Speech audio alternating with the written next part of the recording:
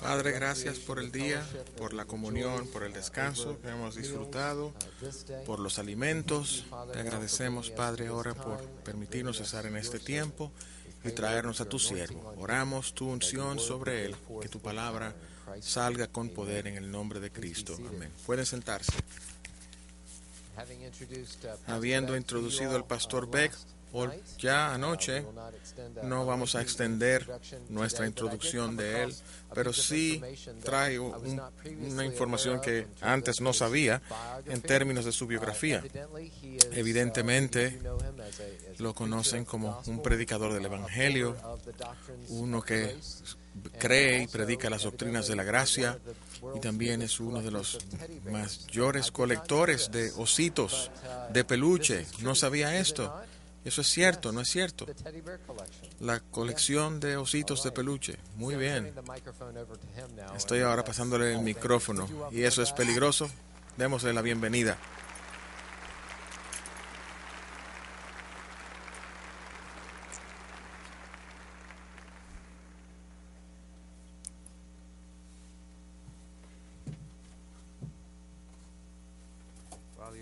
Bien. Ya conocen algo significativo acerca de mí que puedan mencionar. Mi reacción no es que no tengo ositos de peluche, pero no soy de los coleccionistas más grandes. No sé quién sería esa persona. Los míos son sentimentales. Y cuando entendí lo que estaba haciendo, tuve que justificarlo de alguna manera. Y determiné que empezaría a coleccionar estos osos de peluche, y si algún día tendríamos muchos nietos, uno de los regalos es a los tiempos adecuados empezar a removerlos de mi colección y hacerlos parte de la colección de ellos. Eso es para que entiendan un poco de la blandura de mi corazón. Yo tengo un oso que me fue dado cuando nací en 1952, lo trajo mi abuela, y se ve un poco triste, pero apenas está vivo. Vayamos a la Biblia juntos, hemos sido guiados en oración, y nuestra tarea es considerar este tema de la misericordia. Quizás pudiera empezar con una cita de C.S. Lewis, de los 4 amores. Recordarán esto de su libro. Aquellos como yo, cuya imaginación excede su obediencia por mucho, somos sujetos a una penalidad justa. Fácilmente imaginamos condiciones mucho más altas de las que hemos alcanzado. Si describimos lo que hemos imaginado, podríamos hacer que otros y nosotros creyéramos que realmente hemos estado ahí y engañarlos a ellos y a nosotros mismos. Pablo urge a Timoteo que él cuidara de su vida y de su doctrina. Santiago urgió que gran cuidado se debería tomar sobre tratar de ser un maestro, ya que aquellos que enseñan serían juzgados con mayor condenación. Y al venir a esta pregunta importante de la misericordia, no nuestra misericordia de la misericordia de Dios, sino la expresión de la misericordia de Dios a otros. Debemos estar listos a reconocer que hay mucha distancia entre lo que conocemos ser la verdad y lo que procuramos hacer verdad, y lo que de hecho es verdad. El Señor es misericordioso y compasivo, lento para la ira y grande en misericordia y en amor. No es todo lo que Él es, pero es esencialmente lo que Él es. Pablo le escribe a los Efesios en el capítulo 5 y les dice: yo quiero que seáis imitadores de Dios como hijos amados, de modo que debe haber una dimensión piadosa que asemeja a Dios, que marca a aquellos que son hijos de Dios. Y la bondad de Dios se expresa en parte en su misericordia. En cuanto a esta misericordia, se manifiesta hacia aquellos que reconocen su miseria y su necesidad. Si Dios, pues, considera y trae a aquellos que están en miseria y en tristeza, y anhela por ellos con una compasión que es solo divina, es solo de Él. Ciertamente es imposible para nosotros que testificamos de su gracia y de su bondad en nuestras vidas, distanciarnos a nosotros mismos de esta dimensión de su carácter. Lo que quisiera tratar de hacer en esta tarde, porque si no lo logro, tal vez se desilusionen o tal vez se alienten. Me siento como el hombre que quiso predicar toda la Biblia en un solo sermón y llegó a Isaías y pausó y dijo: ahora que hemos llegado a Isaías, ¿qué haremos entonces? Y alguien en la primera fila le dijo: bueno, puedes sentarte aquí porque yo me voy a casa.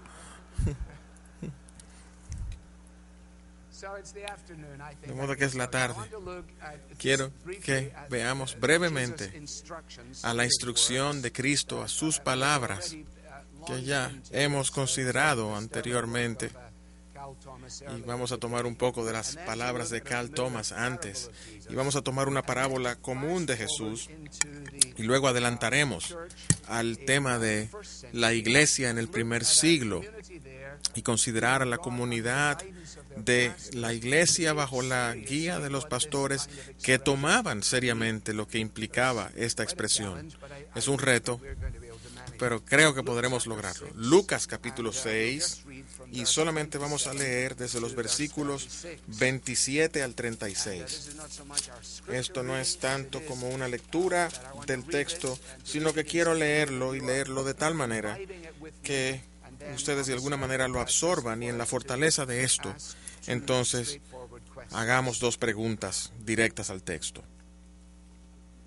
Lucas 6, 27 al 36. Cristo ha expresado sus ayes a los autosuficientes. Luego dice: pero a vosotros los que oís, os digo, amad a vuestros enemigos, haced bien a los que os aborrecen, bendecid a los que os maldicen, y orad por los que os calumnian.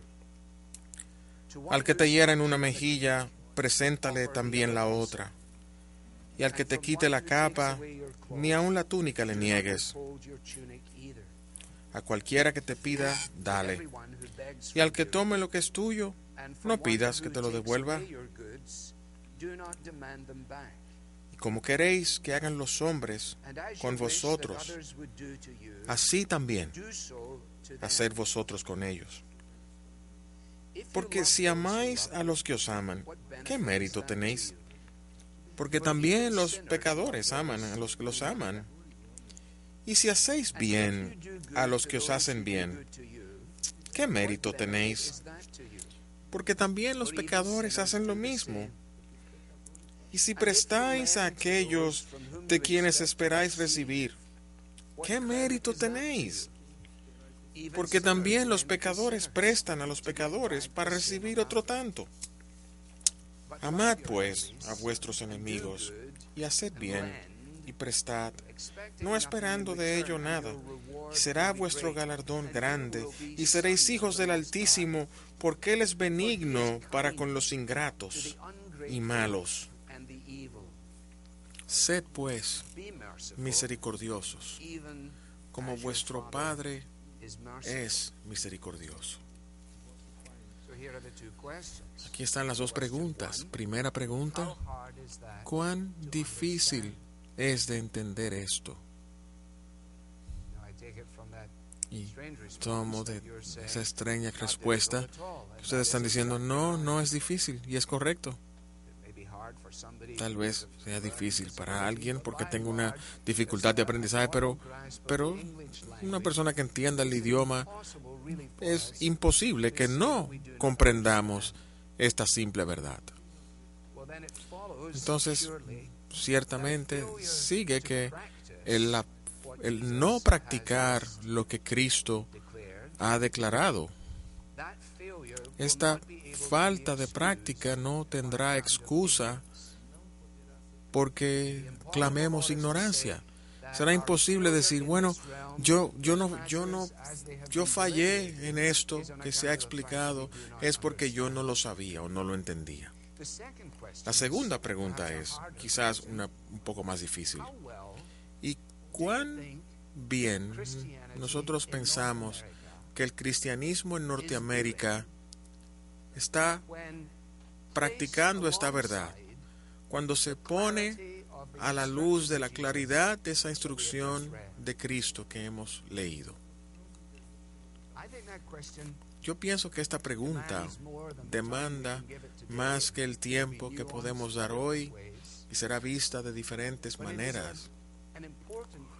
Pero es una pregunta importante y es una pregunta difícil y les sugiero una pregunta dolorosa de enfrentar.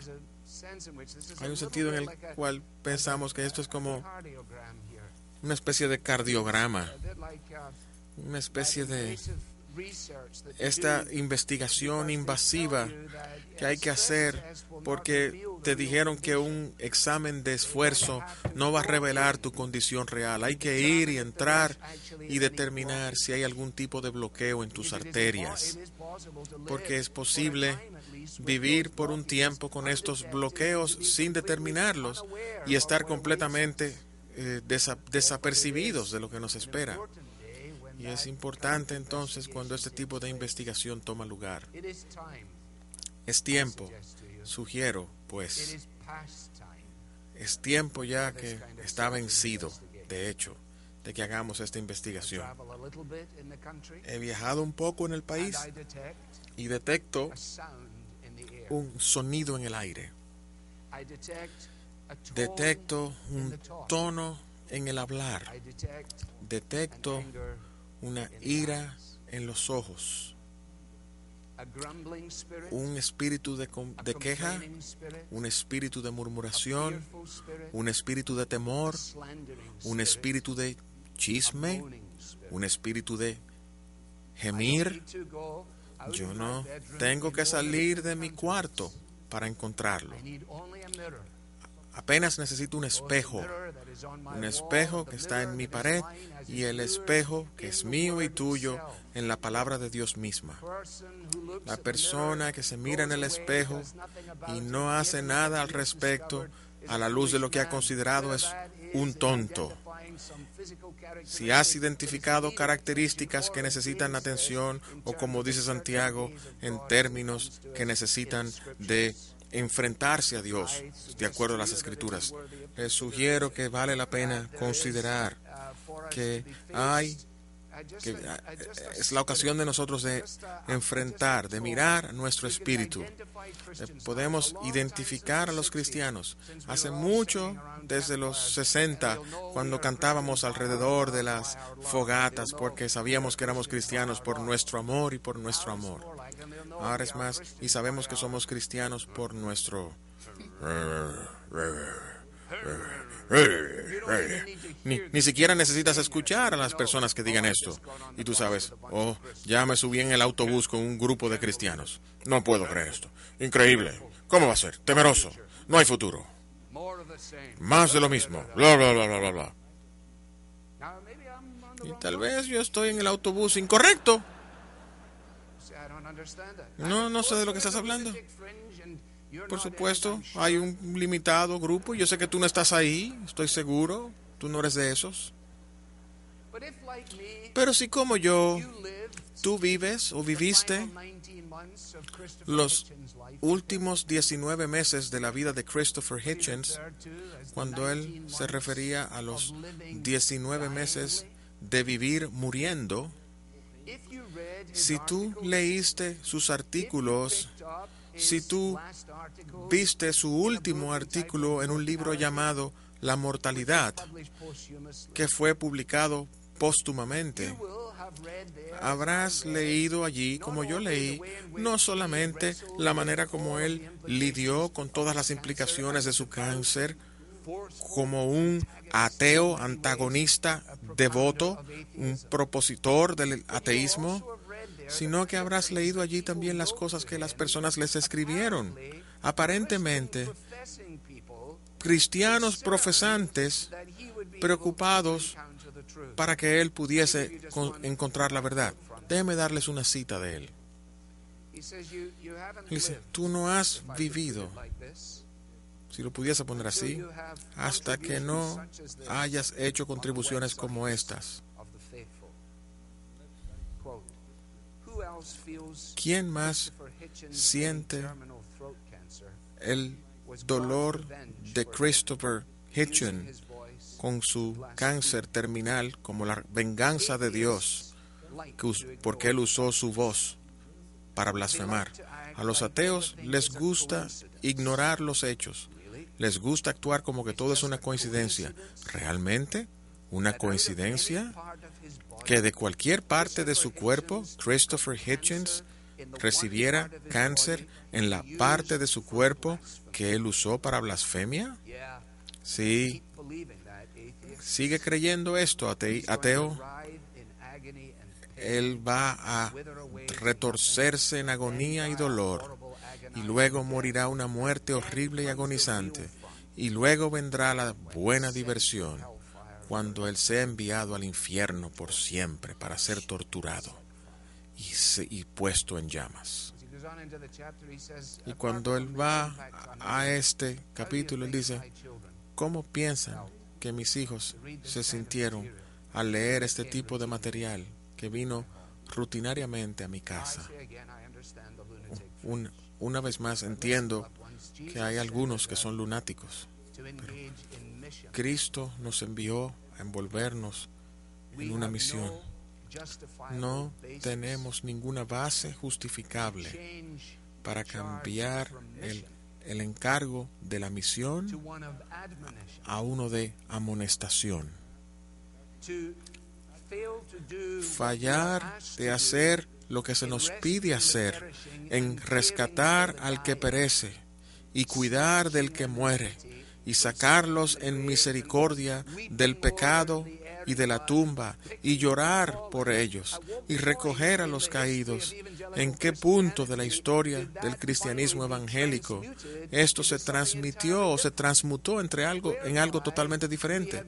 Por medio de lo cual determinamos que es nuestro llamamiento en la vida asegurarnos de amonestar a todos aquellos que están fuera del reino de Dios, cuando de hecho el llamamiento de amonestarnos los unos a los otros es dentro del reino de Dios. Algunas personas de hecho piensan que nosotros tenemos un reino diferente en mente.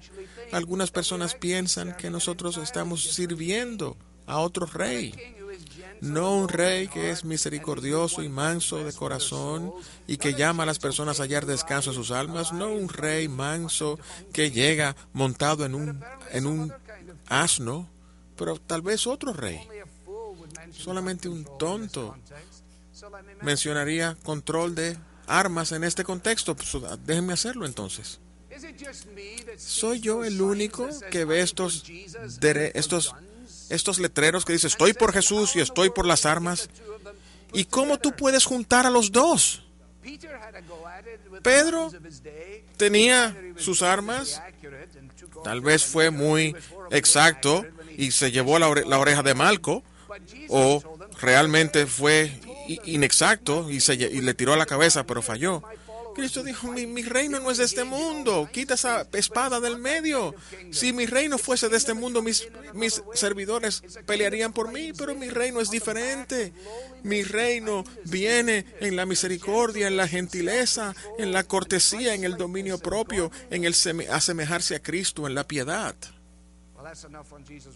Suficiente en las palabras de Jesús. Vayamos algunos capítulos adelante. Esta vez una de las historias de Jesús.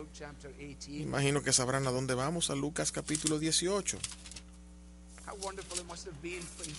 Cuán maravilloso debió haber sido para Jesús cuando Él dice, déjenme detenerme aquí y hacerles una historia. Déjenme hacer una parábola. ¿Cómo les debió gustar esto hasta que entendieron que estaba diciéndola en contra de ellos? Noten Lucas 18, y también les refirió Jesús una parábola sobre la necesidad de orar siempre y no desmayar. Es el propósito de la historia, es alentándolos a orar. Versículo 9. Y luego hace otra historia. Unos que confiaban en sí mismos como justos y menospreciaban a los otros, dijo también esta parábola. Su audiencia en esta historia es el presuntuoso, pomposo, el religioso. Presuntuoso, pomposo, religioso. Las personas que van a las conferencias. Lo siento, pero ellos van a las conferencias. Ellos estuvieron asistiendo a las conferencias de su época y el Señor no tiene tiempo para esto. ¿A quién? ¿Con qué está lidiando? Con el peligro de la hipocresía religiosa. Está lidiando con la posibilidad que existe de abrazar algo de una manera externa, de entregarse a los aspectos de esto, pero aún tener un corazón que no es renovado por la misma gracia que es necesaria para entregarse. Ahora miremos la historia de dos hombres. ¿La saben bien? Algunos de ustedes lo han hecho. Dos hombres subieron al templo a orar. Uno era fariseo. Y como fariseo era un separatista, era un formalista, era un legalista. Y estos fariseos también les gustaba la ostentación. Les gustaba asegurarse de que eran vistos en el lugar correcto.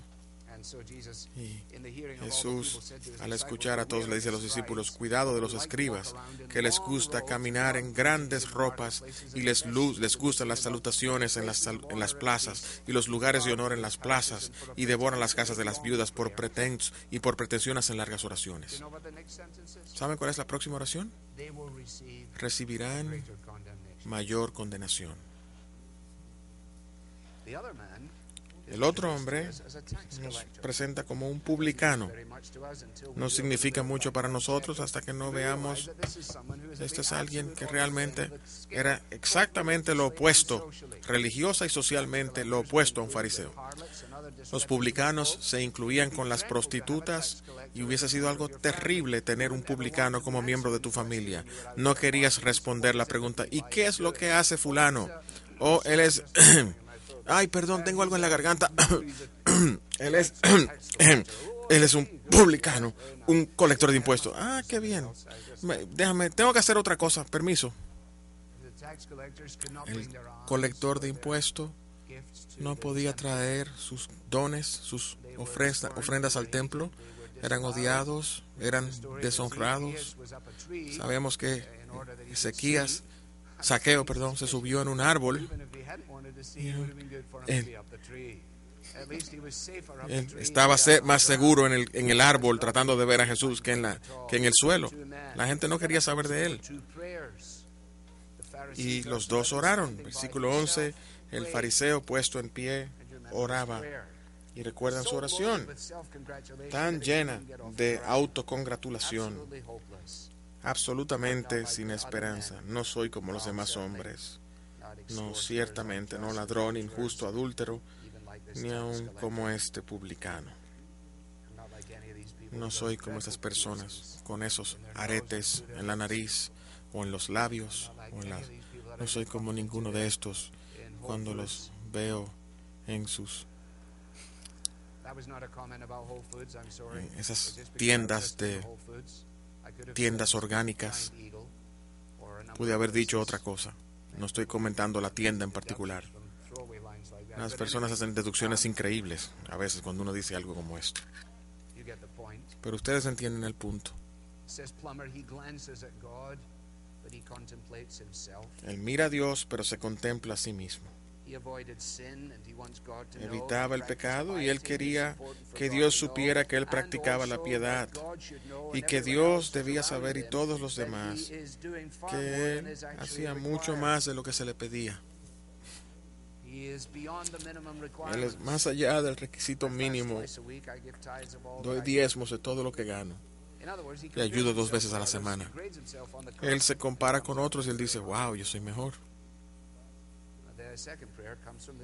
La segunda oración viene del otro hombre. El publicano, estando lejos, no quería ni aún alzar los ojos al cielo, sino que se golpeaba el pecho diciendo: Dios, sé propicio a mí, pecador.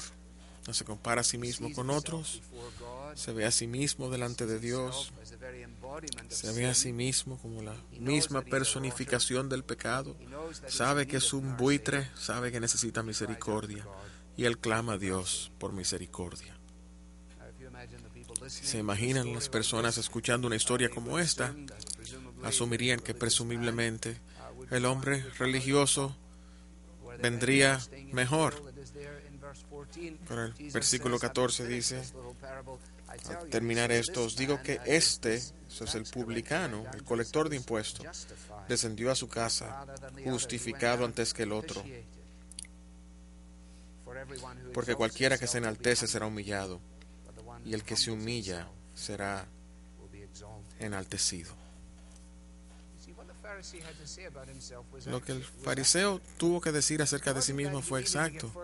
No es que él tenía que ir muy lejos de donde él estaba. El problema es que él estaba lejos del camino, en el camino errado, mejor dicho. El fariseo es el epítome de la persona religiosa que se siente bien acerca de sí mismo o sí misma.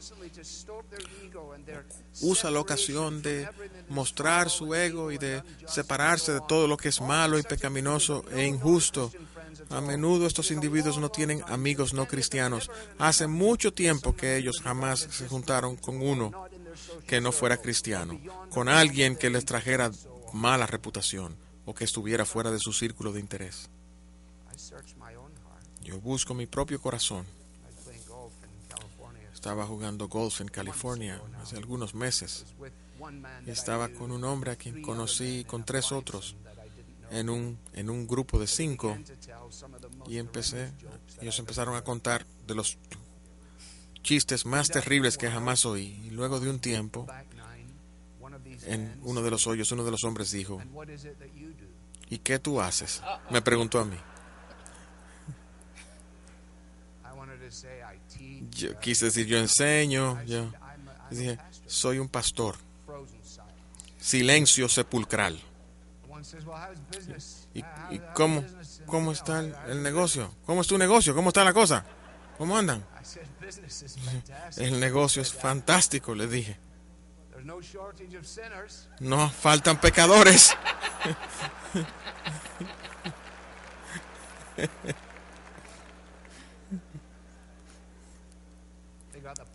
¿Entendieron el punto?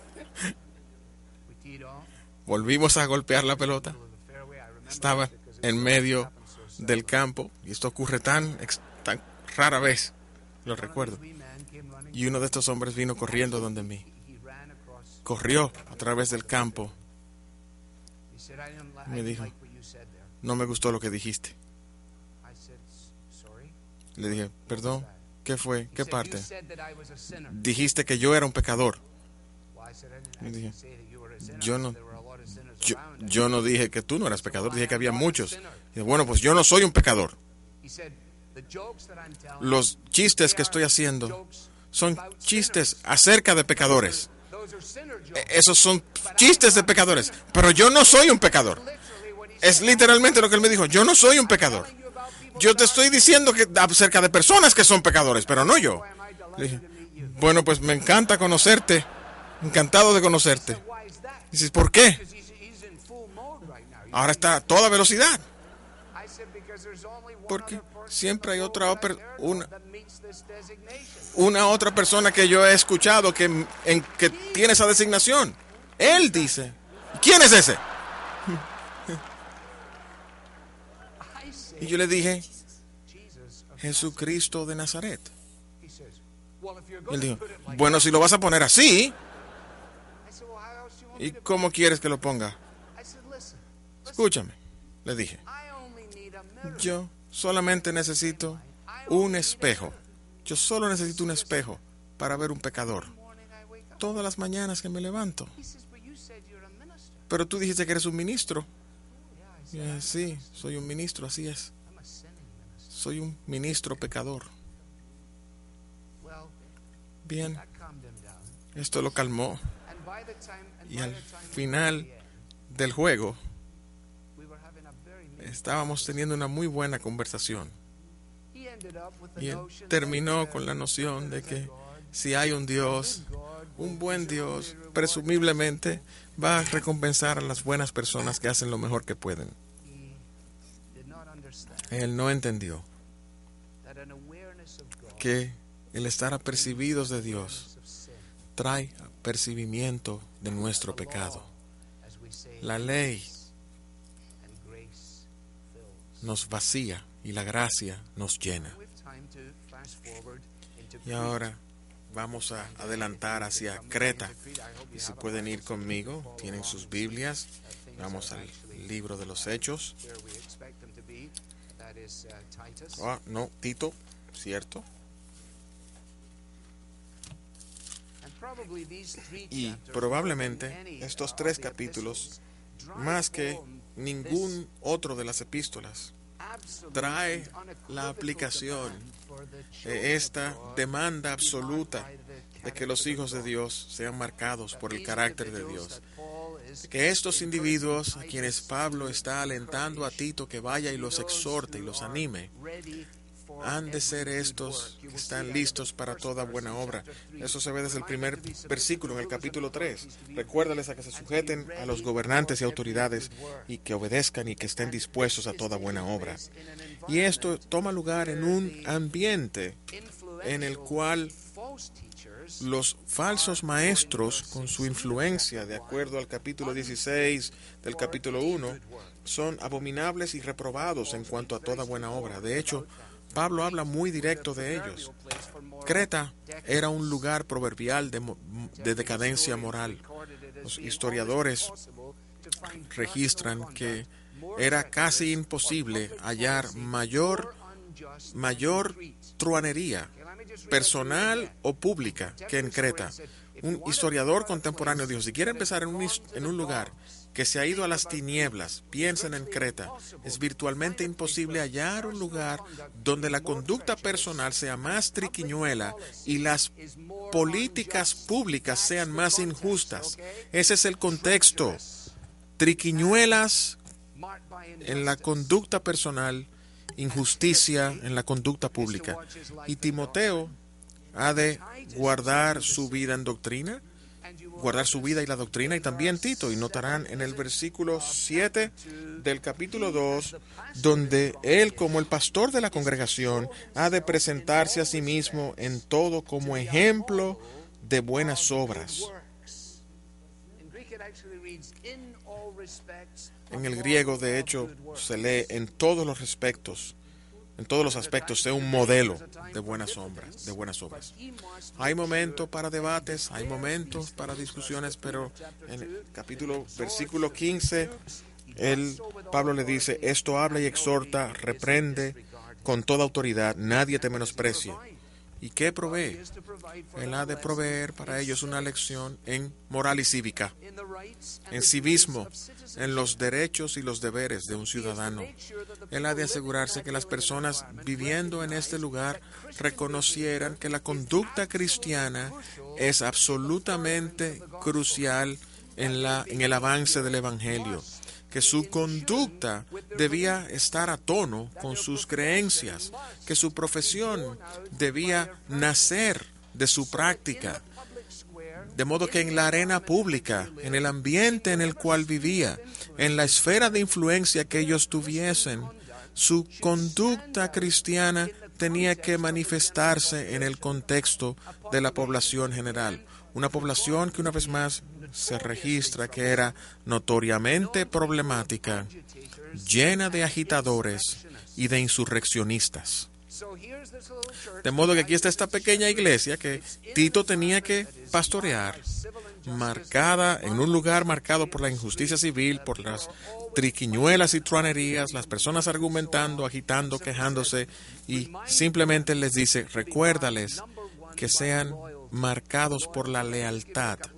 Un par de palabras aquí. Recuérdales que sean sumisos a las autoridades, obedientes, listos para toda buena obra. lealtad fiel a la monarquía legítima o gobierno del país de uno es un deber cristiano. No puedes llegar a esto sin reconocer que esa autoridad últimamente tiene su fuente en Dios mismo. De tal manera, le dice Pablo a Tito, asegúrate que los creyentes en Corinto no están envueltos en desobediencia civil, sino asegúrate que tus miembros en la iglesia sean conocidos, sean marcados por el hecho de que obedecen la ley, de que son sumisos a las autoridades. Y enseñaba esto en una clase, alguien levantó su mano y me dijo, un momento. ¿Y no es cierto que hay una excepción a esto en Hechos capítulo 5, versículo 29? Sí, sí lo hay. ¿Pero por qué lo traes? Yo te diré por qué lo estás trayendo. Porque es mucho más fácil traer la excepción. Es más importante obedecer a Dios antes que a los hombres. Mucho más fácil traer la excepción que es vivir una vida excepcional. Y el llamamiento aquí es a vivir una vida excepcional, ser marcado por la lealtad, la cual se trabaja en la comunidad. Ese es el énfasis aquí. No tanto actos de caridad, sino entrar en la comunidad listos para toda buena obra. Buena ciudadanía demanda entrar en la comunidad. De modo que el cristiano en Creta ha de ser cooperador, provisto que no haya un tema de conciencia envuelto, por supuesto.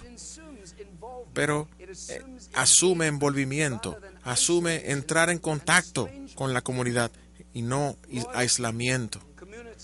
Envuelve lealtad, comunidad, cortesía. Yo no estoy seguro si la cortesía es una palabra suficiente para esto, pero cubre todo lo que se menciona aquí.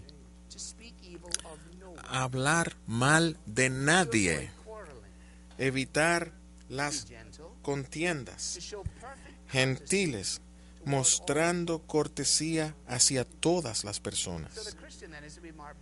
De modo que el cristiano debe estar marcado por la gracia, por la educación, por las buenos modales, el respeto, mostrados en nuestros gestos, mostrado en nuestra conducta. No mostrado en un bumper sticker como vi en un carro que decía, gracias a Dios por nuestras tropas, especialmente por nuestros francotiradores. Es difícil para mí tener esto en un lado del bumper y luego un pescado en la otra parte del bumper. No sé tú, No nos preparamos nosotros, no nos ponemos listos para las acusaciones que se nos hacen. Podemos decir que no son justificadas las cosas que se dicen de nosotros, aquellos que nos identificamos con la causa del cristianismo y en particular del cristianismo evangélico, las buenas costumbres. ¿Se recuerdan de las buenas costumbres? Estaba en un autobús, en un shuttle. Me subí en el autobús y se empezó a llenar. Y vi que la próxima persona que venía necesitaba un asiento, era una señora, y yo me paré. Y era una señora negra, afroamericana, y ella se paró, hizo una declaración y dijo, a mí me gusta eso. Yo puedo vivir. ¿Vieron a ese hombre? Se paró por una mujer. ¿Pueden creer esto? Pero fue algo sorprendente. Yo me avergoncé. Prefería haberme quedado en el asiento. Yo me hubiese avergonzado menos si me hubiese hecho lo que debía hacer. No te levantes por una mujer. Y todos estos cachuchas que se ponen la gente en la iglesia. Y no sabes que cuando tú te sientas en un restaurante y te quitas la cachucha, el sombrero. Tú eres raro. Sí, es verdad, yo soy raro. ¿Y por qué no te pones la cachucha? Porque no deberías. ¿Nunca estuviste en la milicia? Yo no estaba.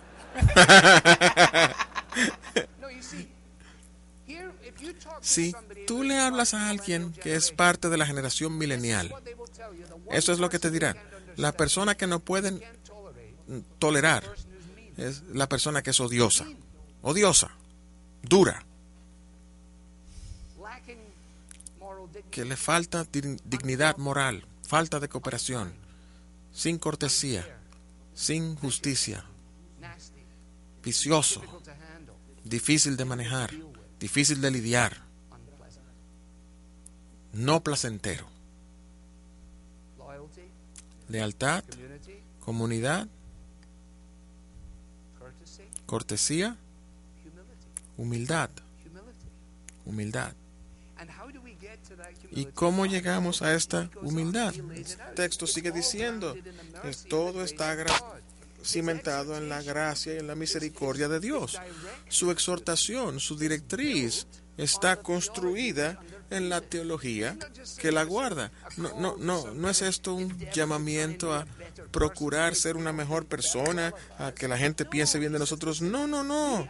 Dice, nosotros mismos una vez fuimos insensatos. Y él hace un bosquejo de la vida regenerada, marcada por estas cosas. He aquí el misterio. La misericordia de Dios nuestro Salvador apareció y nos salvó no por obras que hubiésemos hecho de justicia nosotros, sino conforme a su misericordia. De modo que la mansedumbre, la gentileza, la conducta del cristiano en Creta o en Cleveland o en Orlando, que no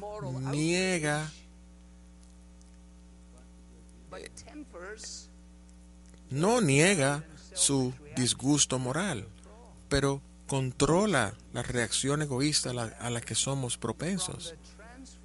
Estas cosas emergen de la gracia que transforma y renueva.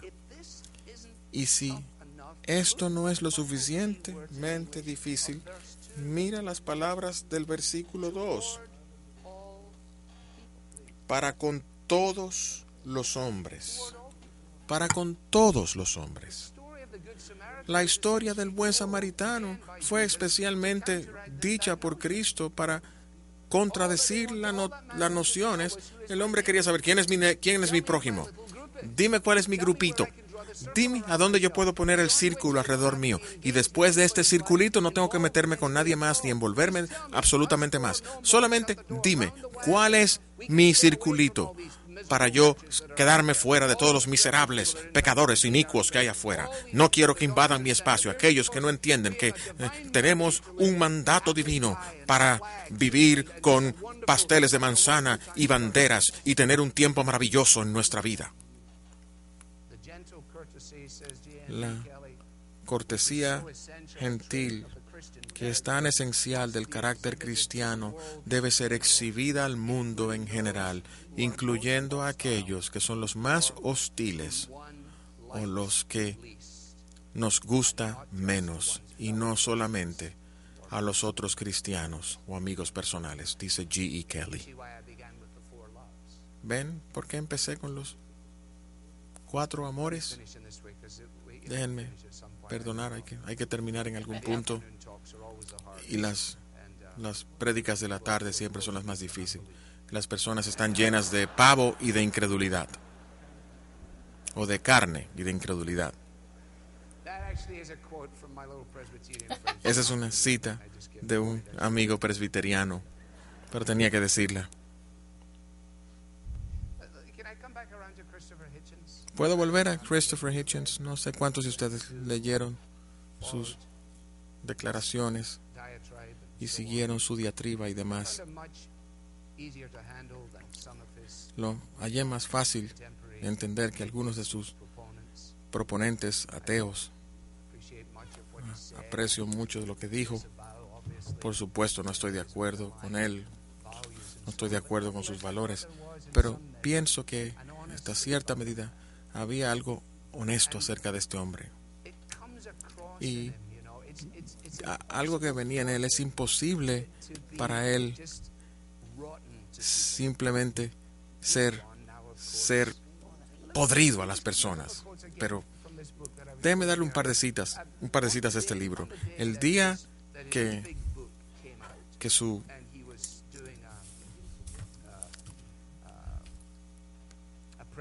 Él estaba haciendo una presentación en algún lugar, estaba firmando libros, y él tuvo que entrar a un hospital en New York y tener unos tests. Salió de las pruebas y él y su esposa pausaron por un momento. Y él le dijo, no saben qué es esto, pero hay altas posibilidades de que sea cáncer. Y eso es lo que escribe la esposa. En ese día, cuando en la noche, con toda la excitación de esta exitosa publicación del libro y de la presentación que él había hecho, la sombra había caído, pero en vez de subirse en un taxi, ellos caminaron 50 cuadras a su apartamento. Y esto es lo que ella dice. Todo estaba como debería ser, excepto que no estaba. Estábamos viviendo en dos mundos. El viejo, que nunca parecía más hermoso y se estaba desvaneciendo, y el nuevo, del cual sabíamos muy poco, excepto que lo temíamos. El nuevo, que no había llegado aún. Ahora vivimos en dos mundos.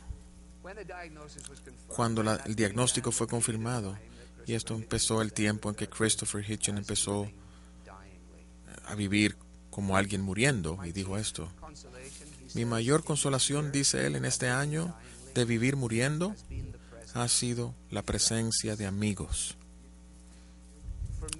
Para mí, recordar la amistad es recordar esas conversaciones que parecen que no terminan nunca, aquellas que hacen el sacrificio del próximo día algo trivial. Fue la manera que Calímetus escogió recordar a su amado Heráclito. Y yo tuve que buscar a estos caracteres y encontré este poema escrito por William Gorey. Me dijo, Heróglito, me dijeron que tú estabas muerto. Me trajeron noticias amargas este año y tristes lágrimas.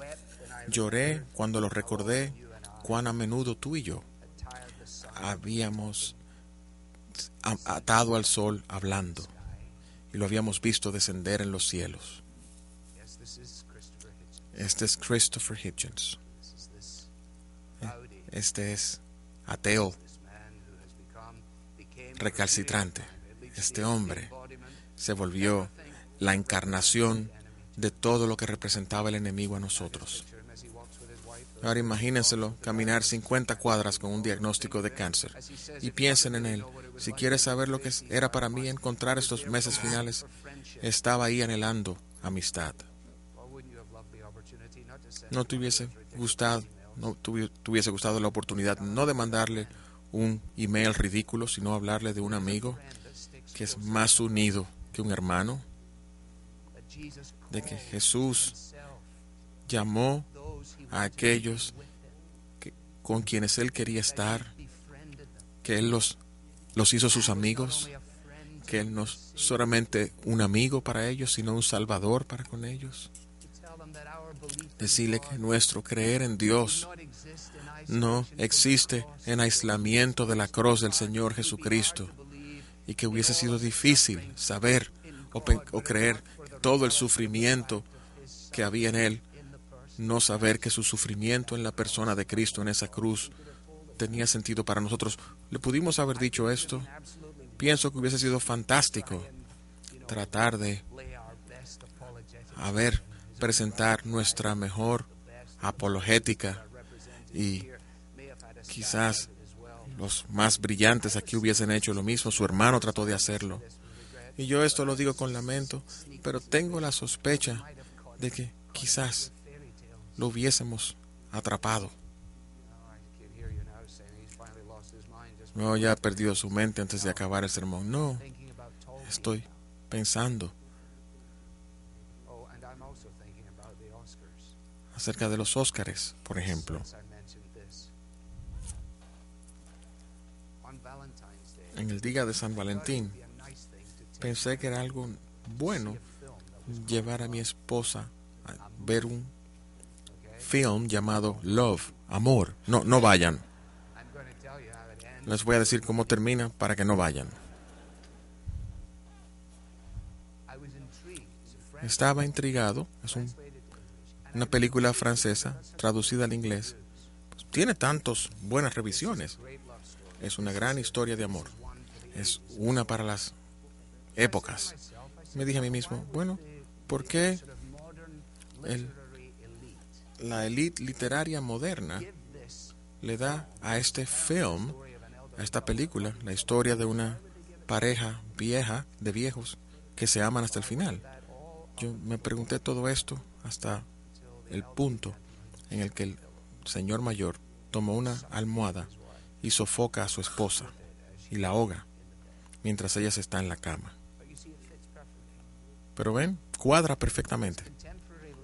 Porque la literatura contemporánea, las películas contemporáneas, no les va bien con los finales felices. Las personas hoy no quieren finales felices.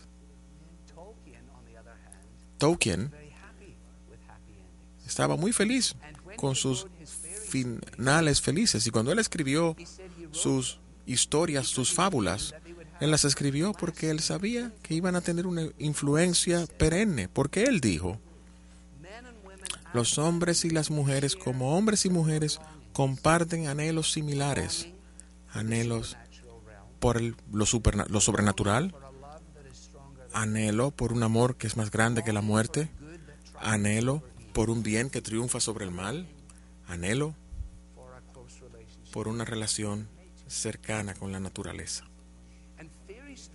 Y las historias, las fábulas, las historias de hadas tienen ese elemento porque quisiéramos que fuesen verdad. Tengo muchos gnomos en mi garden y me pregunto si salen a caminar por la noche. Siempre están en su lugar, pero me pregunto si de noche salen, como la película de Monster Inc. o de Toy Story.